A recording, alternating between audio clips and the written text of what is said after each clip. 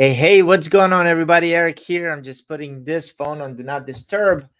I'm all yours. Hey, so coaching, training, speaking, and the topics of sales and the topics of setting goals, mindset. That's what I do. Why I do it is to help people live free. That's my passion and purpose in life, whether it's physically, emotionally, or mentally. My goal is to help people see the world slightly differently and understand that they have the power to create whatever it is that they want. So, today we're focusing on sales professionals, whether you're an entrepreneur, whether you are working for a company and you're selling in a B2B space. One of the most common things that happens that kind of gets salespeople stunned is they get ghosted. You show up to a meeting, and the sales professionals, let's face it, we're a little optimistic, right? So when I was running the sales team, I remember I would show back up. I would have salespeople come back to the office after they had their meetings. And 99% of the time, when I said, "Hey, how did the meeting go?" the answer was usually very similar. It would go something like, "Went amazing. They loved me." and that company would go in a forecast, whether it's 90 days out, whether it's 30 days out, whatever. Oh, yeah, they're definitely going to buy. Super interested. They love me. And as sales professionals, we kind of tend to think people like us, and that's okay. That's awesome. You know why? Because we like us. And that's great. But then what happens a lot of times is that the client just ghosts you. You don't know what happened, can't get in touch with them. You're sending emails, you're popping by. They're in a never-ending meeting. They can't come out ever, and they don't respond. They don't respond to your emails. And so this post is a continuation from Tuesday, where on Tuesday I went live and I talked about why does that happen? Why do your clients ghost you? Today, what I want to talk about is, hey, once you got ghosted, okay, what can we do now? And I'm going to give you a few tips today. But first, let's recap why it happens, okay? There's top 5 reasons why your clients are going to ghost you. Number 1, lack of relationship or rapport. We didn't do a good enough job building that rapport or relationship, and they just don't feel like talking to us anymore. Number 2, confusion in their mind. They don't truly understand what it is that you want to do. What's your goal here? How are you going to help them? They're kind of confused. Number 3, let's say everything went well, but we did not set the next steps. We didn't communicate what's to happen in the near future. There's no expectation, and therefore they're going on about their day, and you're not in their life. And number 4 is timing. Hey, let's face it, not everybody's going to need what you're offering at all times. And number 5 reason why people get ghosted is that the client perceives there are better options out there. Not saying that they're better, it's just in their perception. And that's the one that matters. So let's assume that we got ghosted, right? How do we handle being ghosted? The best way, obviously, is to prevent it. The one way I found out that works best is to always try to schedule my next meeting before leaving that meeting. So I say, hey, listen, so what do you think our next step should be? I think it should be XYZ. What about you? The client tells you, and then we say, well, do you have your calendar out? Boom. Good thing we have these, right? Before I used to carry a little, calendar we had to write in, but now we have iPhones. Hey, John, I know you're going to get busy. Do you have your calendar out? What does next Wednesday look like at 11 for you, or 2 o'clock? Schedule it right then and there.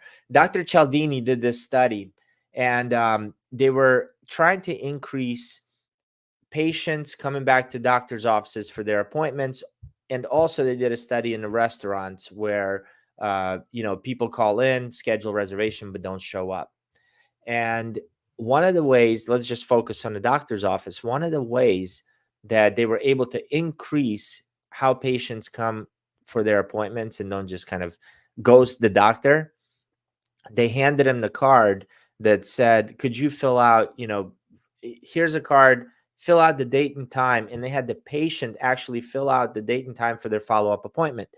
What that does is it triggers what's called consistency and commitment, right? Those are influence principles. If you can get somebody to commit, they're going to act consistently with their commitment.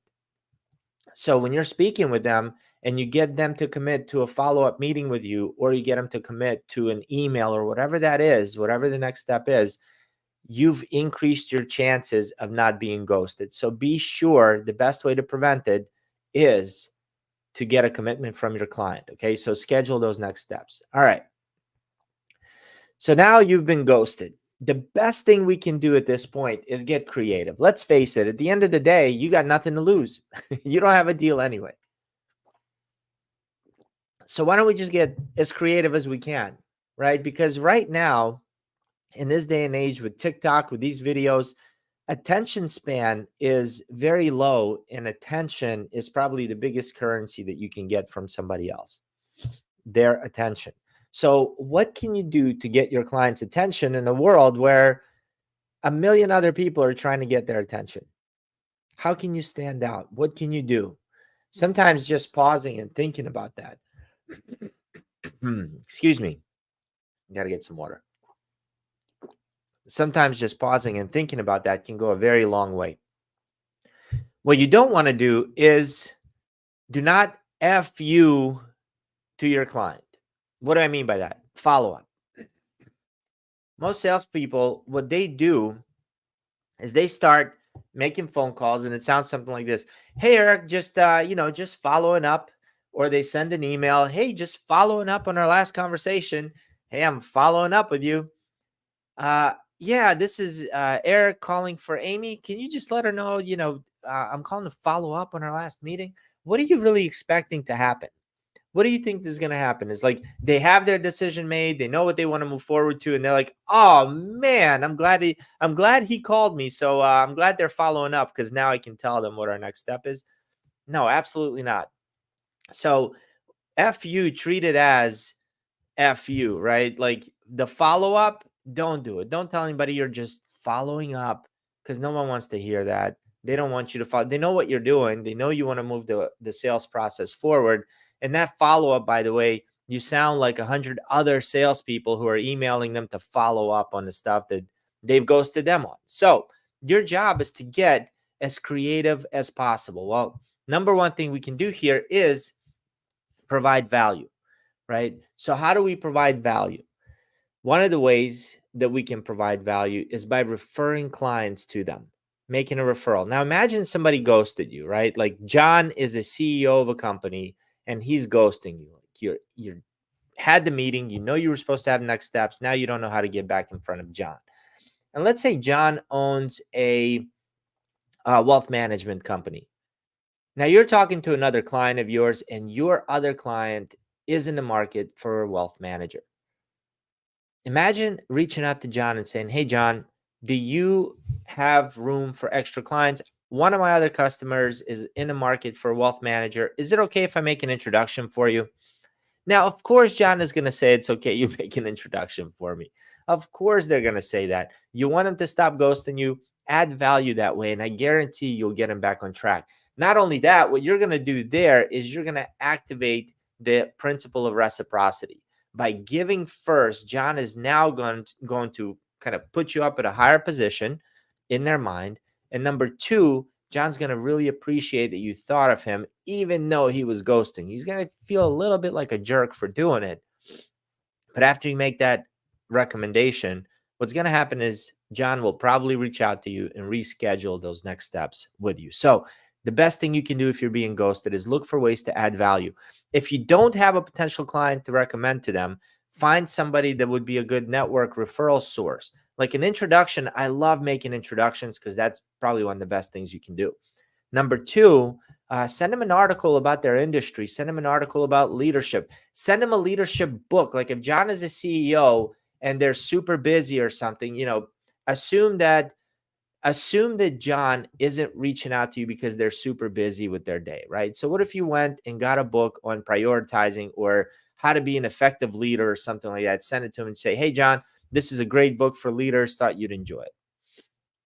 Something along those lines. Just add value in any way, shape, or form. Maybe an article on how to hire great people. Maybe an article on how to, grow John's sales in his industry, something specific. So that's one of the things you can do to provide more value to them. And it's way better than you being like, "Hey, I'm just calling to follow up with you," right? Number two is engage on social media. Look, it doesn't matter who you are. We all get this little dopamine hit when our social media goes off and the bell icon goes off saying, oh, so-and-so just interacted with your post or shared your post or liked your post or commented on your post. We like that stuff. So be that person for John or whoever your client is, right? Go on their social media profiles, like their posts, share stuff from their company. Maybe John's not very active on social. So share something from John's company and tag John. Hey, John, this is something we talked. It reminds me of what we talked about in our meeting. Really love what your company is doing. Something along those lines. What's going to happen is John's going to continue to see your name just pop up, pop up, pop up. And deep down inside, you're going to be top of mind.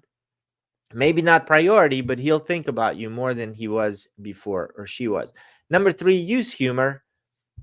We had this was a while back. We had a woman who went out on maternity leave as we were doing business together.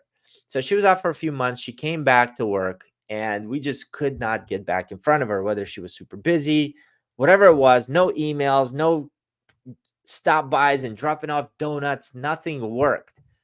So what we did was we went to a little kid's store and we bought baby shoes and stopped by the office with a card and one of the shoes and just said, hey, just want to get our foot back in the door with you. Congratulations on having a baby. Love to give you the other shoe that matches this one. Please give us a call. Something along those lines. She gave us a call, hysterically laughing that this was very creative. Thanks a lot. And by the way, apologizing for not getting back to us, said, hey, I've just been so swamped. This happened, this happened. We ended up scheduling a meeting with her, getting back in there and ultimately closing that deal. So just get creative. I know Dale Dupree, he's pretty big on LinkedIn. If you don't follow him, give that guy a follow. He has some incredible marketing ideas. I've heard him drop off a box of donuts and just have crumbs in it with a letter. I've heard him drop off trophies, hey, number 1 toughest person to get back in front of. Like, seriously, get creative. Your job is to get their attention and keep it as long as you can, right? So in order to do that, we got to be slightly different. We got to do things that other people are not doing. And that's what's going to help us. But all along, keeping what's valuable to them at front and center. Okay. Now, before I go, I want to share with you some resources that I have available for you guys in our Relentless Goal Achievers arsenal. So this is a platform I created where if my podcast guests give me something really cool, I'll put it in there. So these are PDF downloads, books, mind maps, video trainings, and they're all free and available for you. You can get access to them here in our arsenal. Let me see if I can actually show you what it looks like inside because it's pretty neat. I have not shared my screen here, but let's see. All right, does that work? Okay. Yeah, so hopefully you guys are seeing my screen. This is what the inside of the arsenal looks like. And in our hot and new section, we have the Goals Mastery workshop that Julia and I did. But we also have 90 days of content in 90 minutes by Martha Krejci. If you don't know Martha, she is amazing. Over $1 million a month earner by helping people create home-based businesses. And one of the things she does is gives them content strategies for posting and things like that. Tons of stuff in our life success, sales success. I put up a course in here. Well, it's a PDF download for how to speed up your sales cycle by using the DISC method. And I think it'll be very, very beneficial for you. So thank you guys for joining. If you have not done so yet, check out Relentless Goal Achievers arsenal. I have a QR code you can actually scan if you're watching from the computer. And yeah, once again, thank you for being here. I'm going to see you guys next week, Tuesday, 10 or 10:30 a.m. I'll be doing these lives 10:30 on Tuesdays and Thursdays. So hopefully it added value. Leave me a comment. Let me know where you're watching from. And if you have some topics that you'd like for me to chat with you about, put them in there. All right, guys, have an amazing day. Go crush it. I'll talk to you next week.